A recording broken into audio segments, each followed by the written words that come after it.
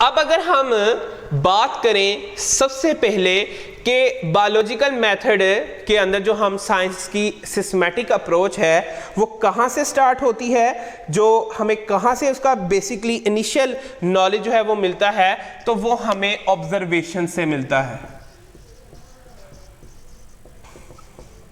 Observations जो हैं ये हम अपने 6 सेंसेस से भी कर सकते हैं। Smell, vision, hearing, taste and reasoning, ये हमारी जो है और साथ में अगर हम एक और ऐड कर लें टच, ये जो हमारी 6 सेंसेस हैं इनसे भी हम ऑब्जर्वेशन जो है वो इनिशियली स्टार्टिंग पे ऑब्टेन कर सकते हैं। अब अगर हम ऑब्जर्वेशंस को प्रिसाइज कर दें, ऑब्जर्वेशंस जो हैं वो 2 तरह की बेसिकली और हम बना सकते हैं। एक को हम कहते हैं क्वांटिटेटिव ऑब्जर्वेशंस और एक को हम कहते हैं क्वालिटेटिव ऑब्जर्वेशन।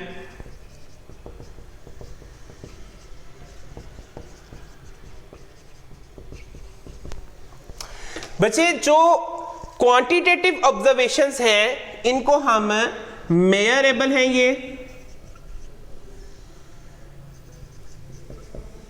ये न्यूमेरिक होती हैं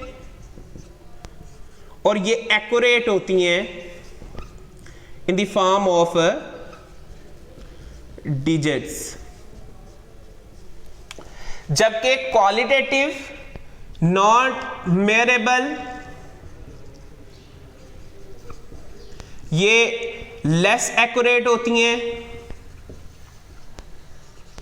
तो बच्चे अगर हम एग्जाम्पल की बात कर लें, ठीक है, मैं कह देता हूं और बेसिकली बेटे अगर मैं एक और क्वालिटेटिव का पैरामीटर आपके साथ डिस्कस कर दूं तो इसके अंदर हम एक्सटर्नल जो इंफॉर्मेशन होती है उसको रिकॉर्ड करते हैं,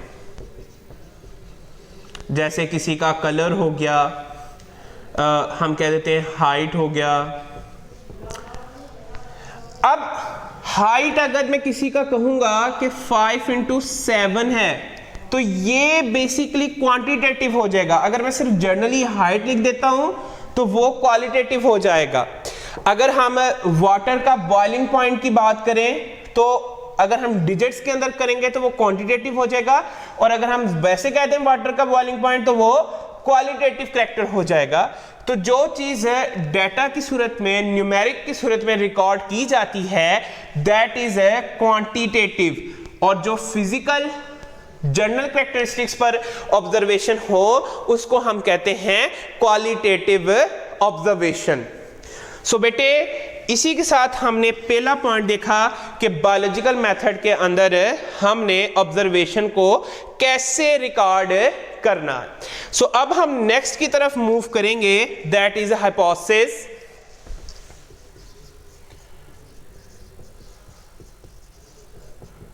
अच्छा बच्चे अब हम हाइपोथेसिस की बात करने लगे हैं। तो बेटे ऑब्जर्वेशंस को जब हम अरेंज करते हैं in the form of data,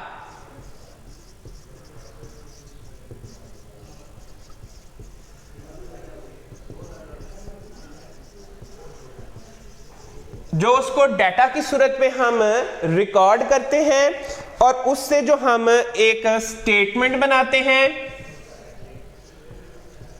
जो इनिशियल रिजल्ट हम जिसे कह देते हैं। तो बच्चे जो हम बनाते हैं दिस स्टेटमेंट, ये जो इस तरीके से बनती है, इसको हम नाम देते हैं हाइपोथेसिस का। अगर हम अब इसकी सेकंड प्रिसाइज डेफिनेशन कर लें, the tentative explanation of observation is called hypothesis.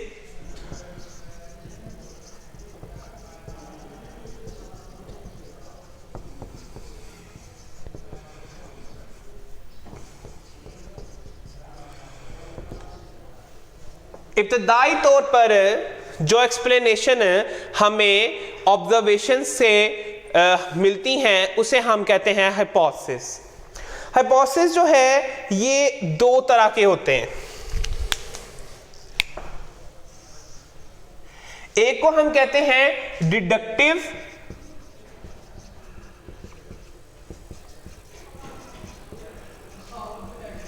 और एक को हम कहते हैं इंडक्टिव।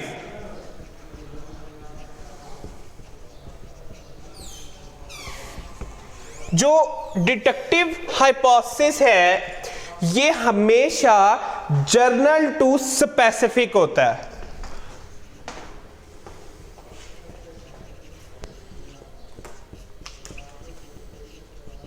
और अगर हम इंडक्टिव की बात करें तो ये हमेशा specific to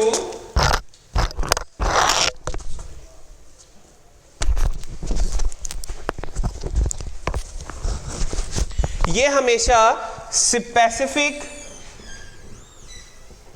to journal move करेगा।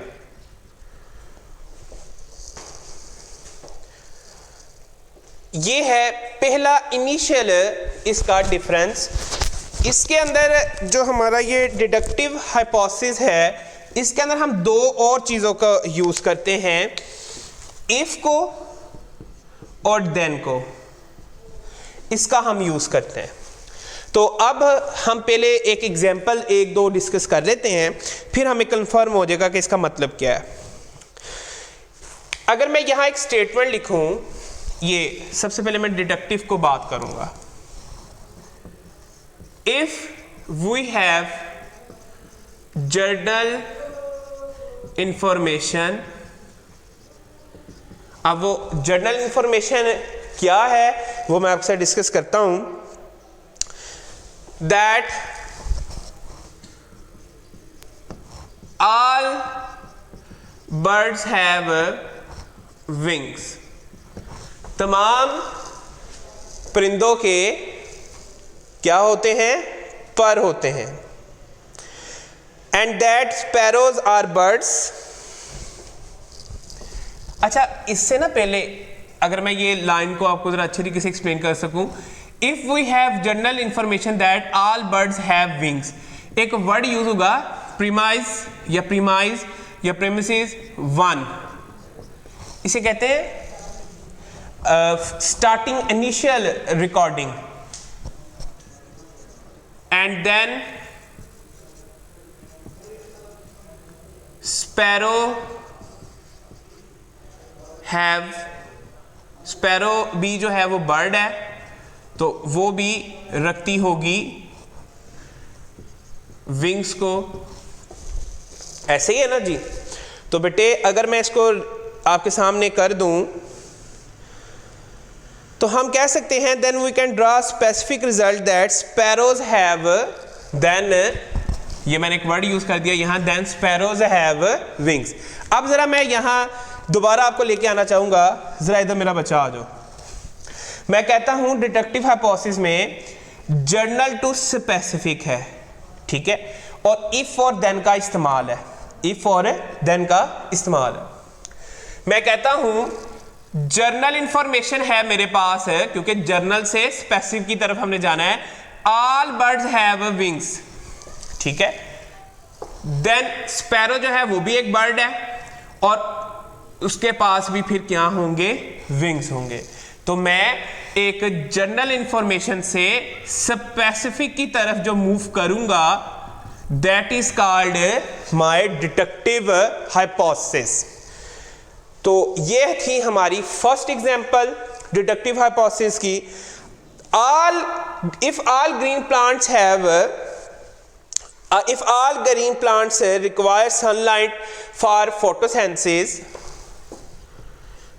एक और एग्जांपल डिस्कस कर लेते हैं। इफ ऑल ग्रीन प्लांट्स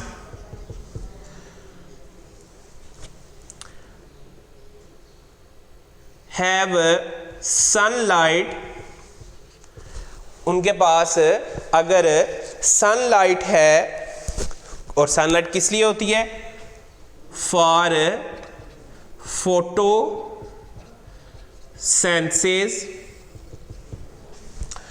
तो अब अगर मैं आगे अगली बात को जरा आपके सामने पेश कर सकूं, देन एनी ग्रीन प्लांट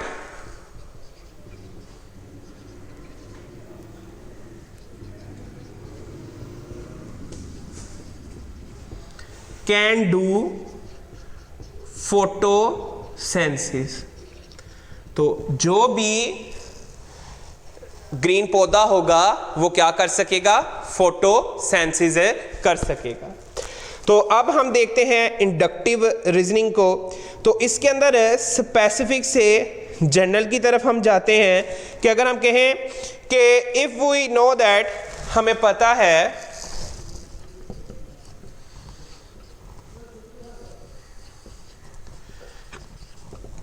अब हमें क्या मालूम है कि स्पैरोज आर बर्ड्स, के स्पैरोज जो हैं, स्पैरोज हैव विंग्स,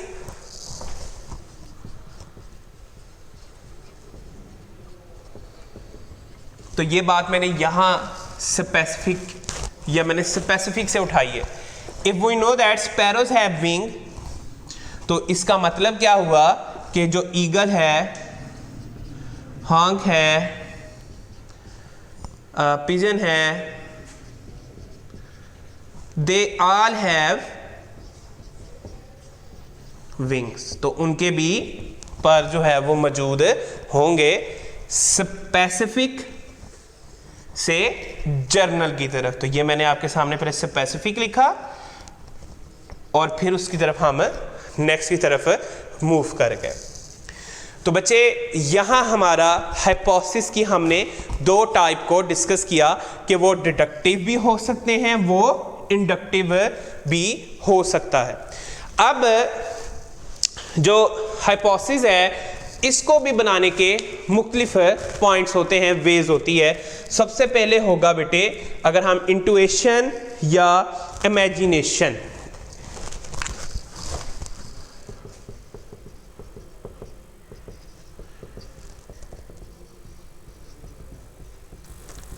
दूसरा है एस्थेटिक प्रेफरेंस, ज़ाहरी किसी चीज़ की शक्ल सूरत खूबसूरती, फिर रिलीजियस या फिलोसफिकल आइडिया भी हो सकता है किसी चीज़ के बारे में, या बच्चे और इसके अंदर कंपैरिजन या एनालॉजी विद अदर ऑर्गेनिज्म। बच्चे एनालॉजी का जरा एक्सप्लेन करना चाहूंगा। अब आपको पता है ह्यूमन की जो हैंड्स हैं उसके अंदर फिंगर्स होती हैं, होता है बैट्स जो हैं चमगादड़, इनकी भी फिंगर्स हैं, पर वो उनके अंदर एक लेदरी स्किन होती है जो ज़ाहरी तौर पर जो है वो एक जैसे हों, पर काम के एतबार से वो मुख्तलिफ हों, तो इनको हम कहते हैं एनालॉजिकल स्ट्रक्चर्स। और लास्ट पे होगा कि discovery of one thing while looking for another, एक चीज़ हम ढूंढ रहे हैं पर इजाद हम कोई दूसरी कर लें, तो ये भी हाइपोथेसिस बनाने के वेज हैं जिसके ज़रिए से हम एक हाइपोथेसिस को बना सकते हैं। सो बच्चे यहाँ तक हमने अपने बायोलॉजिकल मेथड के दो पॉइंट्स को डिस्कस कर लिया है, एक ऑब्जर्वेशन और एक हमने हाइपोथेसिस को डिस्कस कर लिया है। इसके बाद हम मूव करते हैं टूवर्ड्स द थ्योरी। थ्योरी क्या है उसकी तरफ हम मूव करते हैं। फर्स्ट ऑफ ऑल हम जरा स्पेस क्रिएट कर लें, फिर हम पढ़ते हैं उसके बारे में।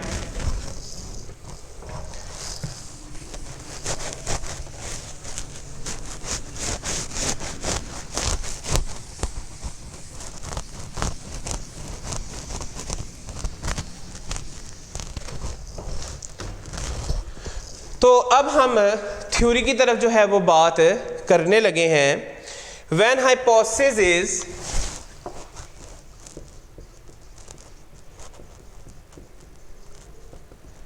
is well supported by, किसके जरिए से वो well supported हो, by the results of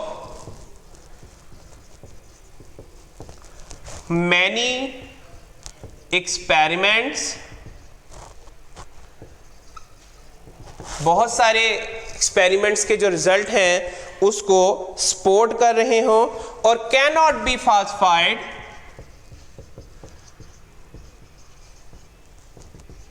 उसको झुटलाया ना जा सका हो, उसको गलत साबित ना किया गया हो। तो जब हाइपोथेसिस को हम टेस्ट करते हैं, टेस्टेड अगेन एंड अगेन, और वो फाल्सिफाइड नहीं होता, स्टैंड्स ट्रू, तो उसको हम कहते हैं now this is called theory. Now this is called theory. जो थ्योरी है बेसिकली जब वो झुटलाई नहीं जाती तो वो अपना, उसके ऊपर जो थ्योरी के ऊपर एतबार है, कॉन्फिडेंस है, वो इंक्रीज हो जाता है।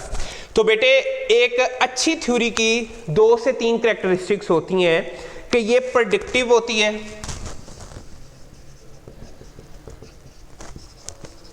कि इससे हम नतीजा जो है वो अखज़ कर सकते हैं, ये सेल्फ एक्सप्लेनेटरी है, उसके अंदर पावर हो, और जो लास्ट इसका करैक्टर है वो ये है कि इससे न्यू अदर हाइपोथेसिस जो है वो सुजेस्ट हो। तो ये है characteristics, very important short question of theory. एक थ्योरी के बारे में जो कैरेक्टरिस्टिक्स होनी चाहिए उसकी, वो मैंने आपको बताई है, ठीक है। अच्छा बच्चे, अब हम अपना लास्ट पॉइंट देखने जा रहे हैं, दैट इज साइंटिफिक लॉ।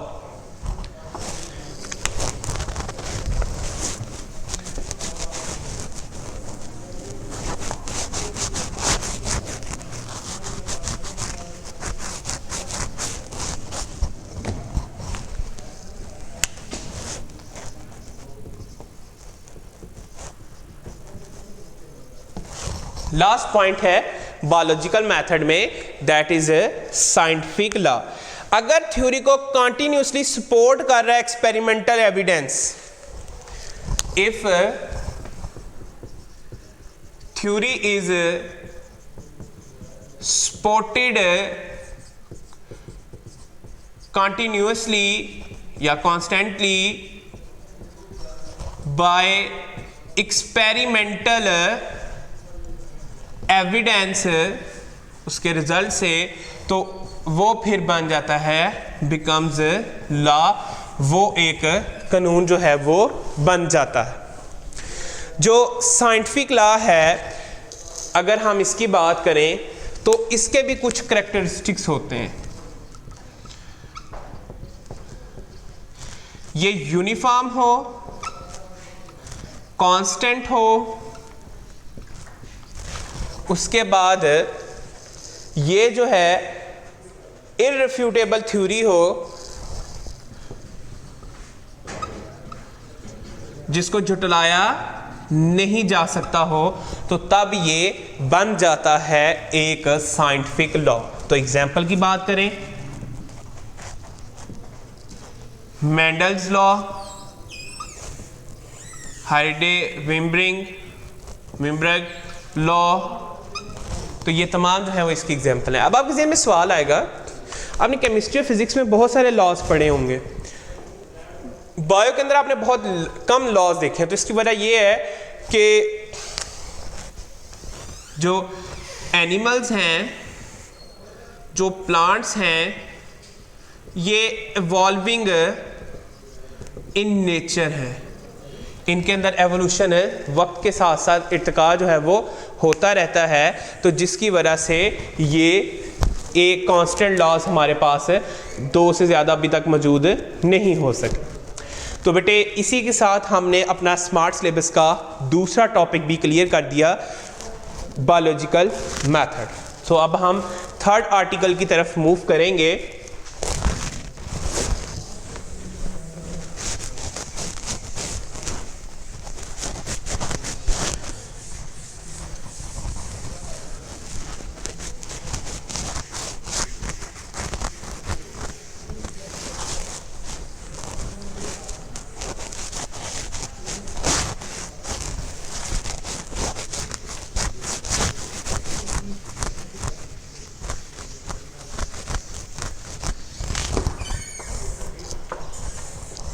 तो अब हम जो है वो नेक्स्ट अपना आर्टिकल की तरफ मूव कर रहे हैं, उसको हमने अब स्टडी करना है। That is a biology and the services of Mankind. Biology and services of Mankind.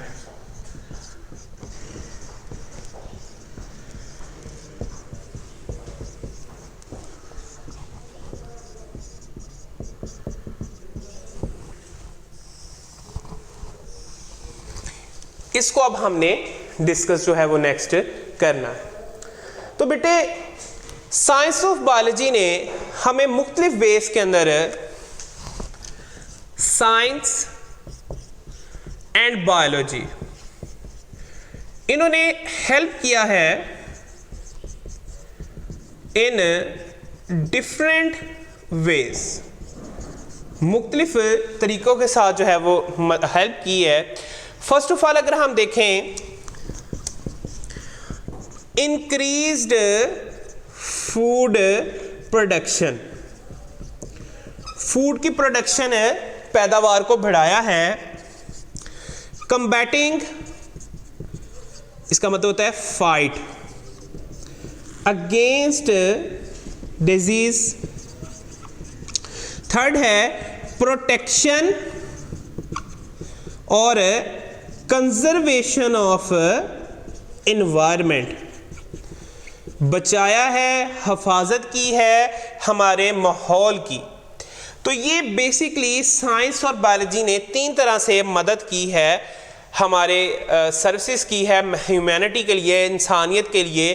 क्योंकि आबादी बढ़ती जा रही है तो फूड का भी ज़्यादा होना ज़रूरी है।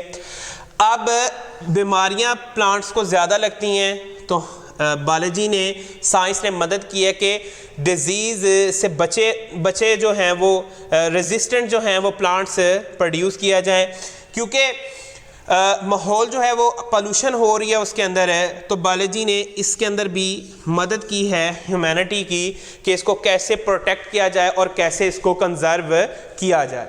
सो बेटे अब हम देखने जा रहे हैं सबसे पहले role of biology in food preservation.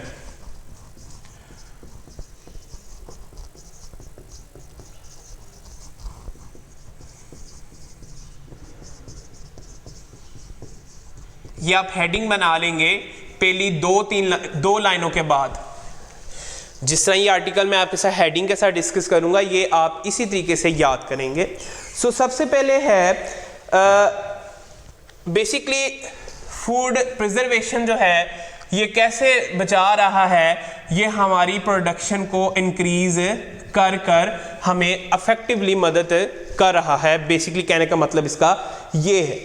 सो बेटे improving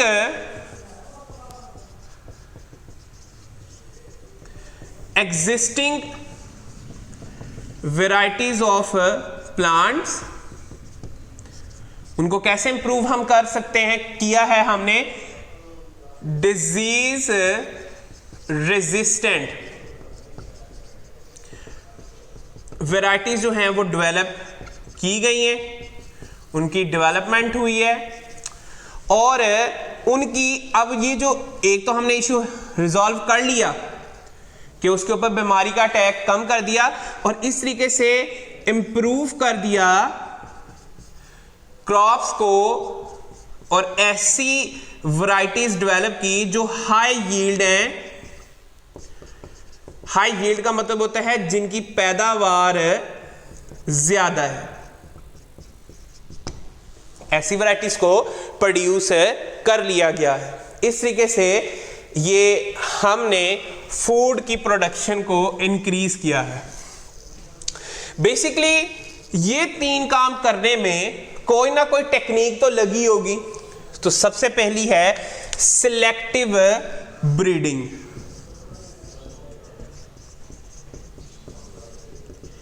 बच्चे सिलेक्टिव का मतलब होता है चूज किए हुए मखसूस कैरेक्टर्स वाली। ब्रीडिंग का मतलब हो गया आपस में उनका कॉन्टैक्ट। सो बच्चे सिलेक्टिव जो है, कौन कौन से सिलेक्टिव में कैरेक्टर आ सकते हैं? डिजायरेबल कैरेक्टर्स होते हैं। मिसाल के तौर पर उसका फ्रूट अच्छा है, वो मोर यील्डिंग प्लांट है, तो तुम चाहते हो कि यही प्लांट तुम्हें ज्यादा मिले, तो हम उनकी डिजायरेबल जो है वो मेटिंग करवा देते हैं। तो इसको हम कहते हैं selective breeding. Plants and animal breeders have develop better varieties of, और इस तरीके से हमने क्या डेवलप किए हैं? बेटर वैरायटीज किन किन की? एनिमल्स की और प्लांट्स की, जैसे कि वीट। उसके बाद अगर हम वीट के अलावा इसके अंदर देखें तो कौन कौन सी आती है? वीट, राइस, कॉर्न, मेज, चिकन।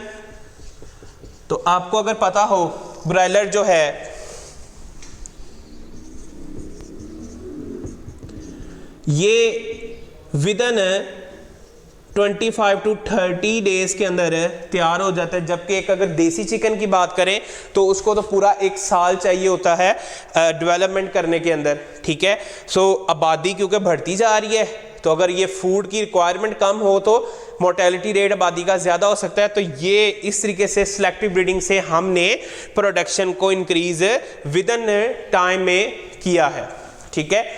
उसके बाद अगर हम बात करें रोल ऑफ बायोलॉजी में, अगर हम बात करें फूड प्रोडक्शन में, एक तो हमने पढ़ लिया मेथड सिलेक्टिव ब्रीडिंग के जरिए हमने किया, दूसरा है जेनेटिक इंजीनियरिंग। बच्चे जेनेटिक, अब आपको पता है ये वर्ड निकला है जीन से, और जीन जो है वो कहां प्रेजेंट होते हैं? On DNA. तो इसका मतलब हुआ कि ये जेनेटिक इन्फो कैरियर्स हैं। तो बच्चे इसके अंदर आपको मैं बड़ी अच्छी एग्जांपल आपके सामने रख देता हूं, आपने पढ़ी भी है 10th क्लास में, इंसुलिन की प्रोडक्शन। इसमें हम करते क्या हैं? जो जीन ऑफ इंटरेस्ट, जिसे हम कहते हैं कि हमारा ये डिजायर एबल जीन है, तो वो कौन सा था हमारा? Let's suppose insulin. तो हम इसको कट करते हैं, वहां से काटते हैं, और काटने के बाद हम इसकी इनकॉर्पोरेशन का मतलब होता है दाखिल करना दूसरे सेल के डीएनए के मेकअप के अंदर। मिसाल के तौर पर अगर मैं कहूं ये वाला कितना था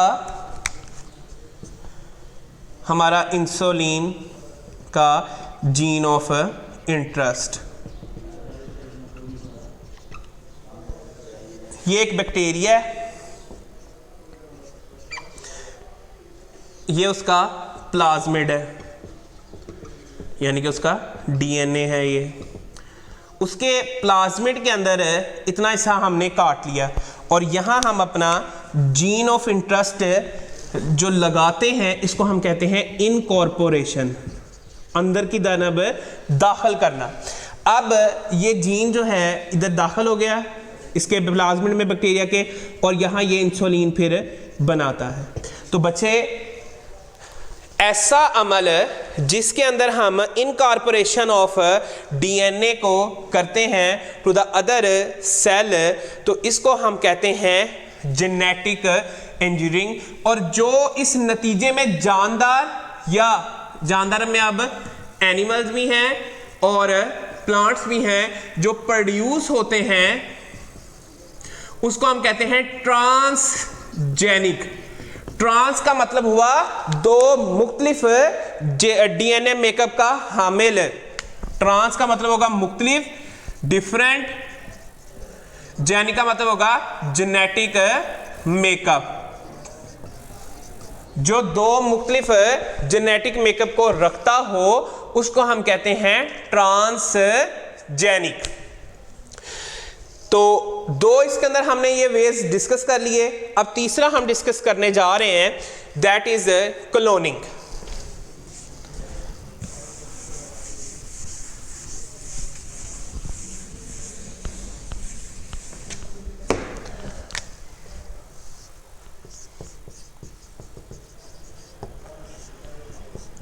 The production of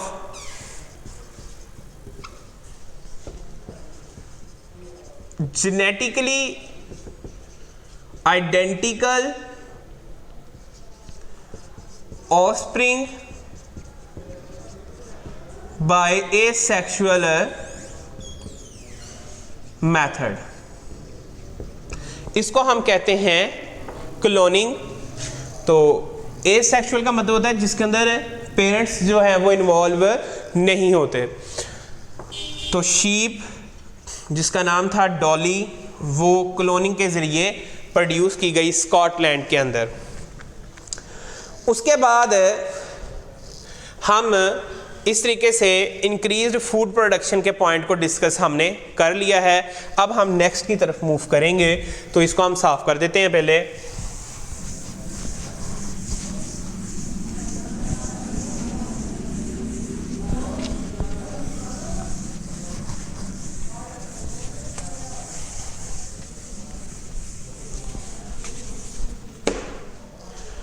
तो अब हम नेक्स्ट देखने जा रहे हैं कंट्रोल ऑफ प्लांट पैथोजन, जिसके जरिए से हमने मुकाबला किया है, फाइट किया है against the plant disease causing agents के against. So control of plant pathogens. Pathogens का वर्ड मतलब इसका ये होगा जो बीमारियां लगाते हैं, डिजीज कॉजिंग एजेंट्स।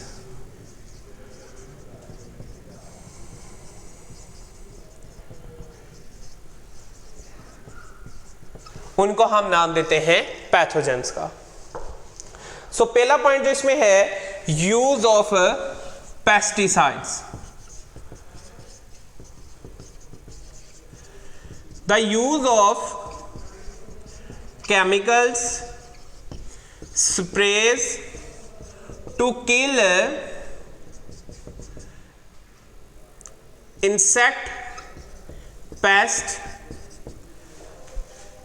अगर वो फंजाई अटैक करे या पेस्ट अटैक करें, इसके अगेंस्ट जो हम केमिकल यूज करते हैं वो पेस्टिस। अगर हम पेस्ट के खिलाफ यूज कर रहे हैं तो पेस्टिसाइड्स, यानी कि पेस्ट किलिंग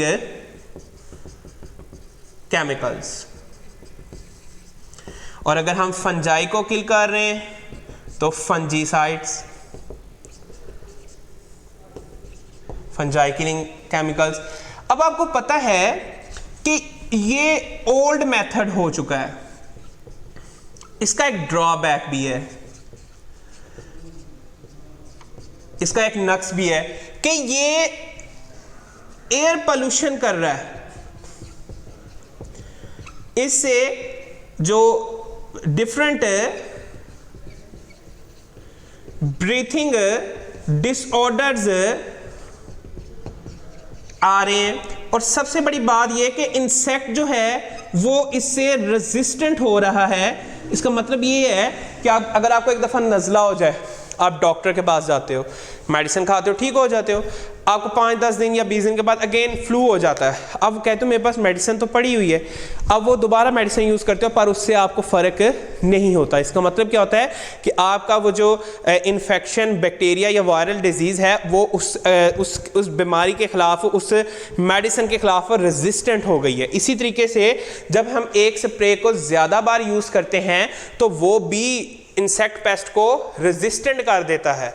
तो फिर इसको आगे एक नया जो मेथड है वो अडॉप्ट कर लिया गया, बायोलॉजिकल कंट्रोल या बायोलॉजिकल पेस्टिसाइड्स।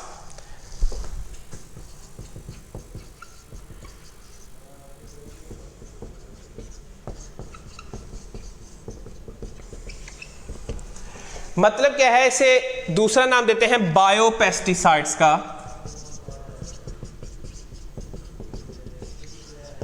अब आपको मालूम है एफर्ट जो है ये सब करती है वॉलनट ट्री के ऊपर, जो वास्प है जिसे बड़ी मक्खी कहते हैं, ये किल कर देती है एफर्ट को और उसको ईट कर जाती है। तो इस तरीके के कंट्रोल को हम कहते हैं जिंदा जानदार का दूसरे जानदार को खा जाना, biological control. Is it clear? इसे हम नाम देते हैं बायोलॉजिकल कंट्रोल। और तीसरा है integrated disease management.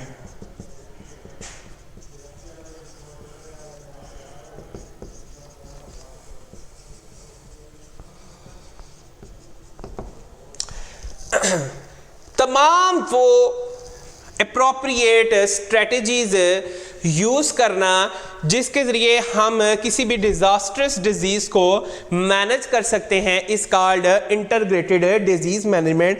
Effective control of a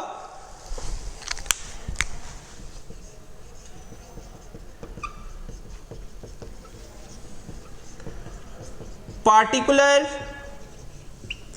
disastrous disease by using all appropriate measures to control that particular disease is called integrated disease management। इसके बाद हमारे दो इसके अंदर पॉइंट्स और रह गए हैं, उसको देख लेते हैं।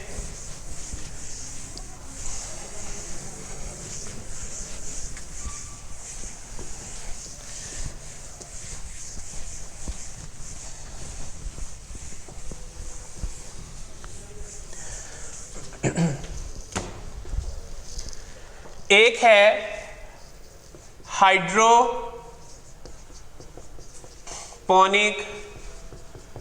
Culture technique,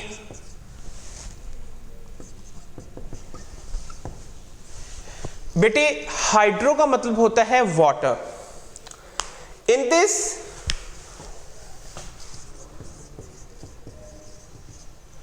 plants are